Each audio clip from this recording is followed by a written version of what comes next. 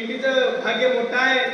आज आपल्या समाजातली मोठी चांगली पोरं शिक्षणात मोठमोठ्या पदावर जायला लागली आहेत. होय म्हणून मी डळकणारा पोरगा साहेब मी डळकणारा पोरगा साहेब झाला तहसीलातला तू मोठा नायब झाला.